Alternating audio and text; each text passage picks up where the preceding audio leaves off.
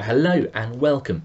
Welcome back to our dig into the Bible book of Revelation. We're in the middle of chapter 22. It's the last chapter in the Bible book of Revelation, and we're looking at verses 6 to 11 today. This is what they say. Then the angel said to me, "These words are trustworthy and true. The Lord, the God who inspires the prophets, sent his angel to show his servants the things that must soon take place. Look, I am coming soon. Blessed is the one who keeps the words of this prophecy written in this scroll. I, John, am the one who heard and saw these things, and when I had heard and seen them, I fell down to worship at the feet of the angel who had been showing them to me. But he said to me, 'Don't do that. I am a fellow servant with you and your fellow prophets, and with all who keep the words of this scroll. Worship God.' Then he told me, 'Do not seal up the words of this prophecy of this scroll, because the time is near. Let the one who does wrong continue to do wrong. Let the vile person continue to be vile. Let the one who does right continue to do right.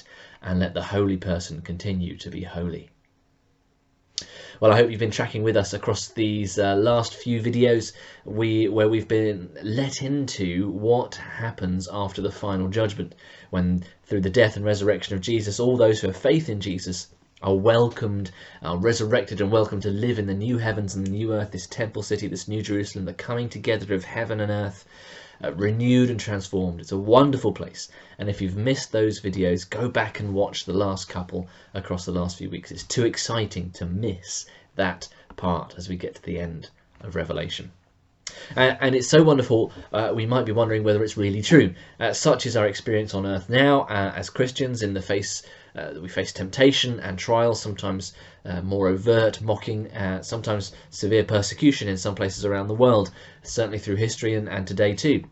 Sometimes therefore even death itself for believing that Jesus Christ is God's Son and that God raised him from the dead. We experience all this to the point where we might doubt the truthfulness of the vision that John sees.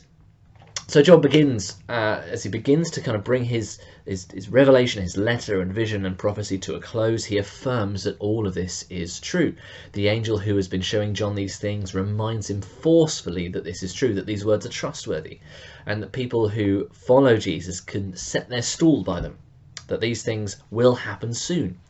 Remember that John in his vision is seeing the history of the world from the viewpoint of the heavens, and it's all heading towards the coming together of the heavens and the earth, and the new heaven and the new earth, that marriage of the bride, the church, and the lamb, the bridegroom, Jesus Christ. So the things described here in this book are happening in the age of the church, in this age. They're happening now. They will reach their culmination when Jesus Christ does come to judge the living and the dead, and that will happen soon too. And we have no idea when that's going to happen, but the call of Revelation to the church today, to you and I as we follow Jesus today, as it's the call to the church in every age through history past and whatever's going to come next as well, is to stay faithful and obedient to Jesus Christ and await with anticipation and patient, passionate perseverance the coming again of Jesus Christ the Lamb. It's so wonderful, actually, that John is caught up in the wonder and awe of it all, and for the second time in Revelation he falls down on his face to worship the angel who's been showing him these things. And the angel, of course, is distraught. "I'm just a servant, just like you, John. Worship God." Folks, angel worship happens today. In our world, people are fascinated by things that are spiritual, but true angels do not want the worship. They worship the one true God as well. They worship his Son, the Lamb who was slain, Jesus Christ, and they always point towards him. So if you're not a Christian and you're interested in angels and hear this message, don't worship the angels, worship God. He is what your heart is after. Any angel who seeks your worship is in fact not an angel but a messenger of Satan, an evil one.